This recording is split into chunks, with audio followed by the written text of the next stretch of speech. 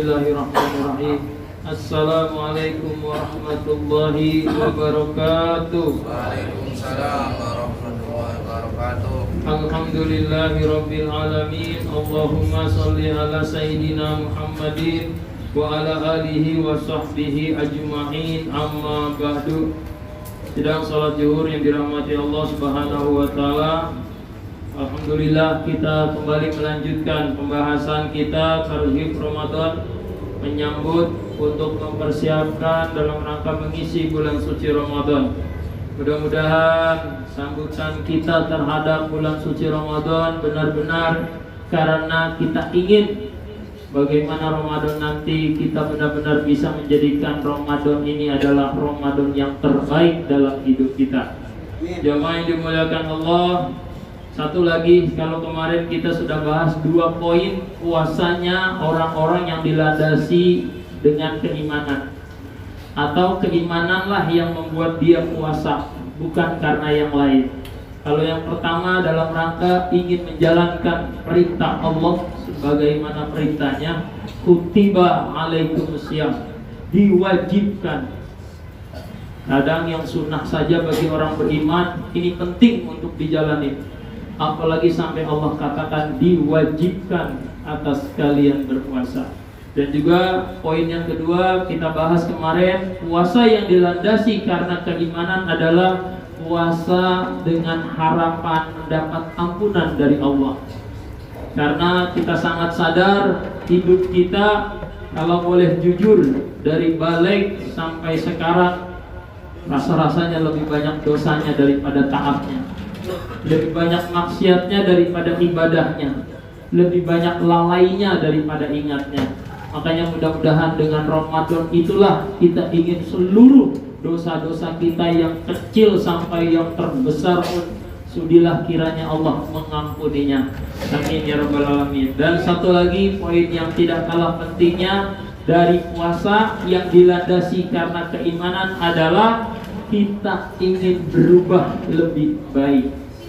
Jadi sesungguhnya puasa itu menjadikan pribadi-pribadi yang mengurangi bahkan menghilangkan keburukan-keburukan yang lalu, keburukan-keburukan yang masih terulang, keburukan-keburukan yang masih dibiasakan, keburukan-keburukan yang tidak kita takuti.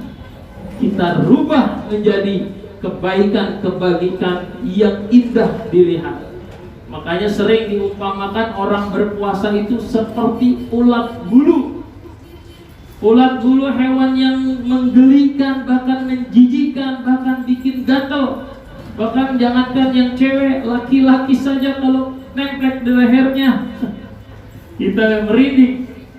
Ada yang tidak berani memegang ulat bulu karena saking kita anggap hewan yang begitulah gitu ya. Udah badannya bantet, kakinya bantet, mata, palanya nggak jelas. Tapi lihat bagaimana ulat bulu ketika dia berpuasa. Dia tidak makan, dia tidak minum, dia menjadi kepompong, bersemedi di dalam kepompong. Tapi ketika dia melewati masa-masa itu, dia menjadi makhluk yang sangat indah. Dia bersayap indah dan menawan.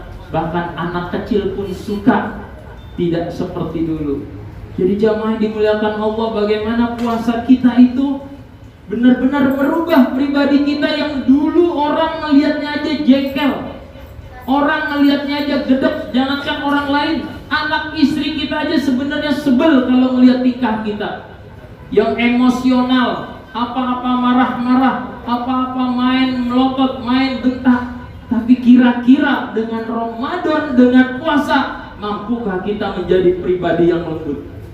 Dulu teman kita sebenarnya nggak pengen deket sama kita atau nggak pengen dideketin kita, karena masih seringnya mulut kita ini begitu tajam menyayat-nyayat hatinya, dengan merendahkannya, dengan menghinanya. Kadang-kadang juga masih sering kita gibah, kita berbohong, kita berdusta, bahkan memfitnah. Nah, kira-kira Ramadan inilah yang mampu merubah itu semua menjadi pribadi yang lisannya enak didengar. Makanya ada sebuah hadis, Bismillahirrahmanirrahim, man lam yada qaulaz zur wal amala bih falaisa lillahi hajatun fi ayyada'a ta'amahu wa syarabahu. Barang siapa yang tidak meninggalkan perkataan bohong dan melakukan perbuatan bohong, maka Allah tidak membutuhkan lagi tinggalkan makan dan minumannya, alias puasanya. Jadi Allah udah gak butuh lagi puasa orang-orang yang begitu. Puasa yang masih suka berbohong, puasa yang masih suka bergibah, puasa yang masih suka menyakiti perasaan orang. Karena dia sebatas puasa, tidak makan, tidak minum, tapi tidak mempuasakan lisannya. Makanya Jabir radhiyallahu an mengatakan dalam perkataannya, jika engkau berpuasa, maka puasakanlah pendengaranmu, maka puasakanlah penglihatanmu, dan maka puasakanlah lisanmu dari dusta dan perkara yang diharapkan. Jangan sampai engkau menyakiti tetanggamu, juga bersikap tenanglah di hari puasamu. Jangan jadikan puasamu seperti hari-hari biasa di luar puasa. Jadi jamaah, okelah kita manusia biasa yang senang dengan maksiat, yang masih liar pandangan kita, yang masih asik bergibah di bulan yang lain. Itu pun sebenarnya dilarang. Tapi jangan sampai itu masih kita lakukan di bulan yang suci. Karena bagi orang-orang yang beriman yang sebenarnya ketika dia berpuasa masih bermaksiat, dia sebenarnya bukan lagi memuliakan Allah dengan puasanya, tapi justru dia sedang melecehkan Allah, melecehkan syariat Allah, melecehkan bulan yang mulia.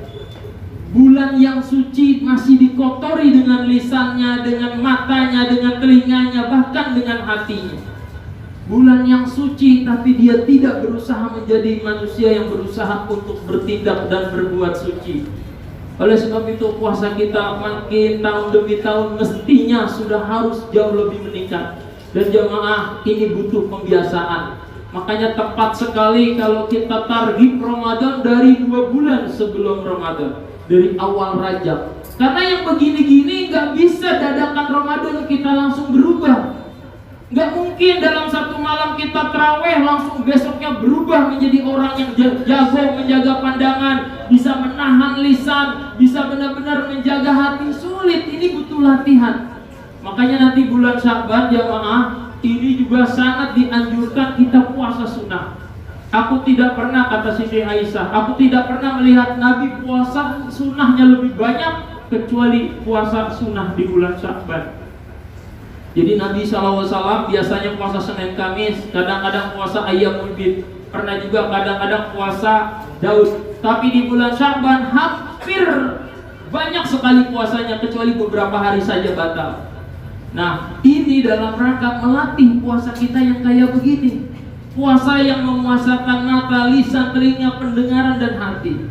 Mudah-mudahan dengan tausiah-tausiah seperti ini, khususnya untuk pribadi saya dan umumnya kita semua, kita sudah mulai melatih agar Ramadan nanti kita sudah bisa terbiasa dengan mulut yang baik, hati yang baik, dan juga dengan pendengaran tingkah laku yang baik. Makanya menjadilah la'allakum tattaqun. Mudah-mudahan. Subhanakallahumma wa bihamdika, asyhadu an la ilaha illa anta, astaghfiruka wa atubu ilaik. Assalamualaikum warahmatullahi wabarakatuh.